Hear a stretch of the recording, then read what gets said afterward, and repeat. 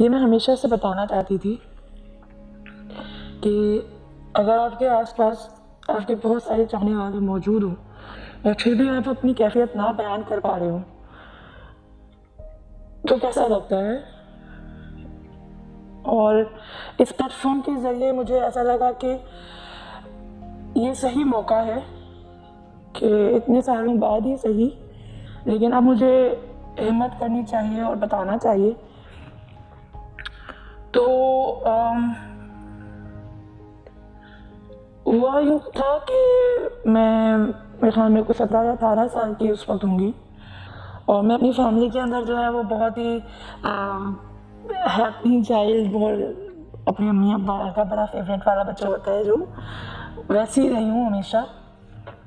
तो मेरी जो सिस्टर थी वो माशाल्लाह बहुत रिस्पॉन्सिबल और बड़े कामों चीज़ों में थी।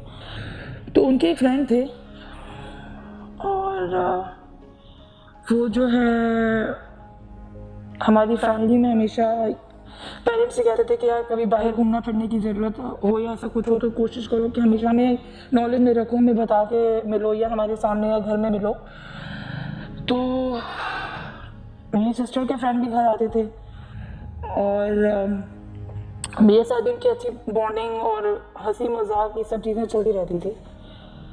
और उन दिनों हमारी एक और सबसे बड़ी बहन थी, उनकी शादी चल रही थी, तो बड़ी मसरूफियत थी उन सब चीज़ों में और सबका ध्यान कामों में और उन चीज़ों में था। और ज़ाहिर है वो बढ़ती हुई उम्र में आपको हर छोटा सा कॉम्प्लीमेंट भी बड़ा अच्छा लगता है, तो वही चीज़ मेरे साथ भी थी। और उनका मेरी तरफ झुकाव होना या मुझे सपोर्ट करना या इनकरेज करना या मेरी तारीफ़ करना मुझे बड़ा पसंद था और बहुत अच्छा लगता था। तो खैर वो आहिस्ता आहिस्ता वो पहले इन्फेचुएशन हुई, फिर अट्रैक्शन हुई और हमारी बहन की शादी जब चल रही थी तो उनके कुछ ऐसे जेस्चर थे जिससे लगता था कि यार ये इंसान जो मेरे लिए कर रहा है वो शायद ये किसी के लिए नहीं करता। और मैं उनकी बातों पे इस बात भरोसा करती थी कि हाँ वो जो कह रहे हैं वो ठीक कह रहे हैं, और फुल इमोशंस के साथ मुझे लगता था कि यार ये तो बस दुनिया इन पे ख़त्म है और इनकी मतलब मुझे अच्छा लगता था। फिर इस तरीके से जो है वो मेरा आना जाना या हम कहीं जा रहे होते हैं आ रहे होते हैं तो वो हमेशा कहते थे कि ठीक है मैं लेके जाऊँगा, मैं लेकर आऊँगा। तो मुझे प्रोटेक्टिव भी महसूस होता था कि कोई ऐसा है जो मतलब हर वक्त मेरे लिए मौजूद है या मेरे लिए अवेलेबल है। फिर हमारा साथ में मतलब मेरी बहन मैं हम लोग तीनों का भी आना जाना हुआ करता था। और ज़ाहिर है अगर फैमिली का पर्सन बन जाए कोई तो फिर सारी चीज़ों में इन्वॉल्वमेंट होती है उसकी। तो इस तरह जो है वो काफ़ी टाइम मतलब कोई अर्सा निकल गया एंड एक दिन मुझे पता चला मुझे मुल्क से बाहर जाना था। तो मेरे जाने से पहले मुझे पता चला कि जितनी इंटरेक्शन उनकी मेरे साथ है उतनी ही शायद मेरी बहन के साथ भी है। तो खैर ये चीज़ क्लियर नहीं हुई थी, लेकिन मैं चली गई बाहर और बाहर तकरीबन काफ़ी अर्सा रहने के बाद जब मैं वापस आई तो सिनेरियो चेंज था बहुत।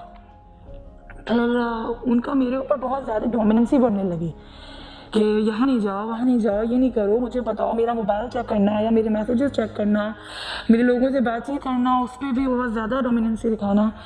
तो इसका बहुत ज़्यादा बढ़ गया ये सब कुछ। फिर उन्होंने मुझे फिज़िकली भी टच करना, फिज़िकली मुझे मेरे साथ इन्वॉल्व होना, ये सब चीज़ों को शुरू किया। और उसके बाद जो है वो मेरी सिस्टर दूसरी तरफ जो है वो उसे नहीं मालूम थी चीज़ था शायद चीज़ों का, या उसे अंदाज़ा हो रहा होगा बर्ताव से, या मतलब बड़े अजीब सी कैफियत थी उन दिनों कि मैं बताना चाह रही होती थी तो मैं बता नहीं पाती थी।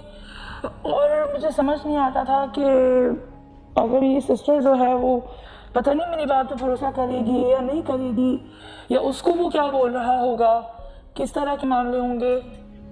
तो मेरे सामने जो है वो एक दिन सिस्टर मेरी बर्थडे का दिन था और मेरी बहन ने मुझे बोला कि ना तुम बताओ तुम लोगों का क्या रिश्ता है। मतलब हम दोनों को बिठाया सामने और उसने बोला कि मुझे बताओ कि तुम लोगों का क्या रिलेशनशिप है।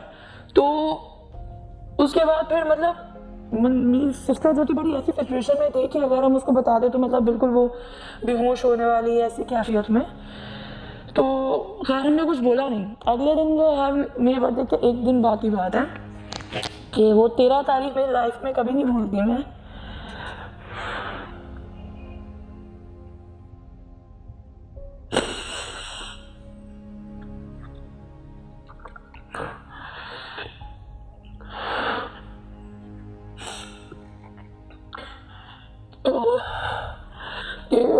तो सिस्टर ने मुझे बुला के फिर बोला कि ना, अच्छा पहले तो वो दोनों रूम में बैठे हुए थे और मुझे नहीं पता क्या बातें हुई, क्या हुआ नहीं हुआ, लेकिन अंदाज़ा मुझे होता है कि मेरी बहन भी बहुत इन्वॉल्व रही होगी उसके साथ।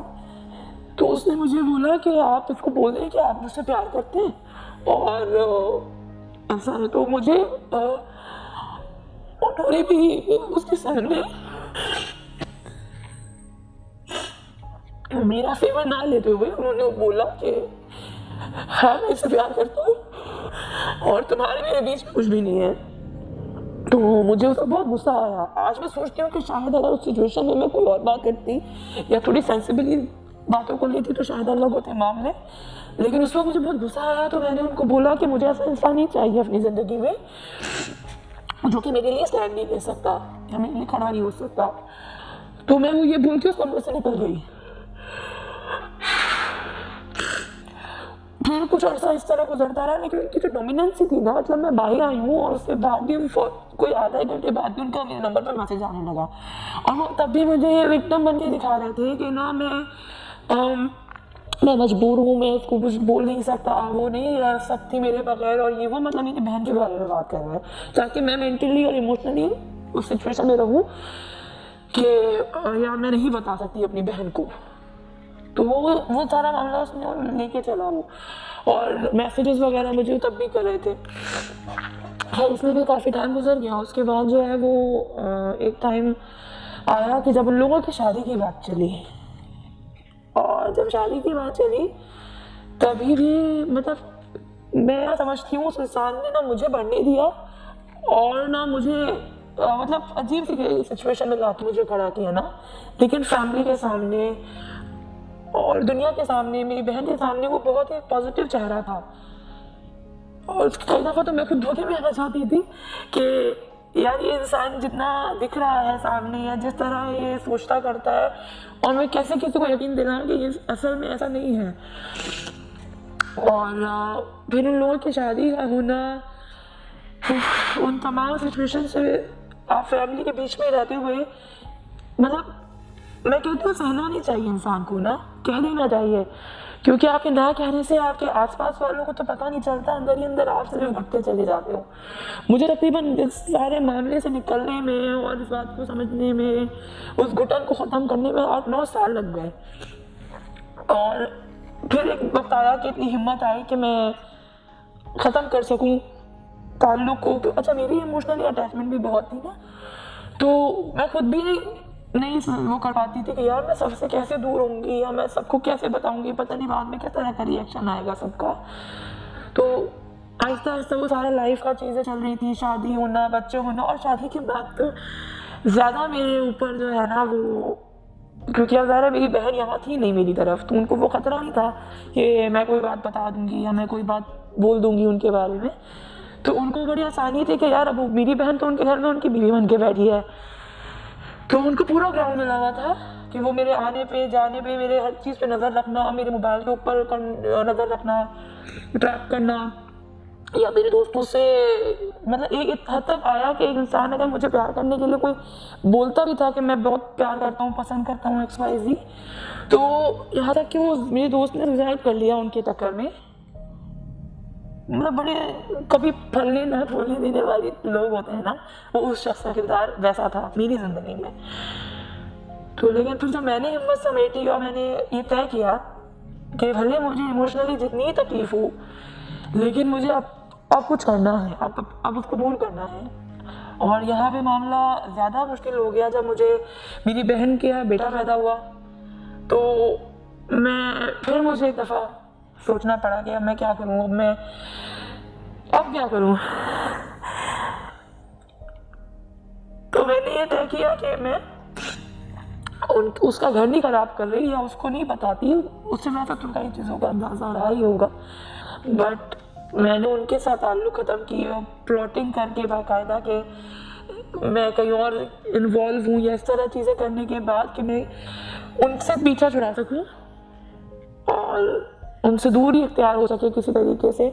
इसमें मेरे घर वालों ने फिर मेरा बड़ा साथ दिया कि समझते हुए चीज़ों को, लेकिन अरसा बहुत गुजरा, वो वक्त मैं वापस नहीं ला सकती। लेकिन देर सवेरे सही जब मैंने हिम्मत की तो उसमें बाकी सब ने, अल्लाह ने भी साथ दिया कि मेरे साथ खड़े रहे, मेरे घर वाले, मेरी बहन, मेरे अब्बू, और इससे निकलने में मैं कामयाब रही। अभी भी वो मेरी ज़िंदगी का, हमारे ख़ानदान का हिस्सा है, लेकिन अब मैं वो नहीं हूँ जैसे मैं थी।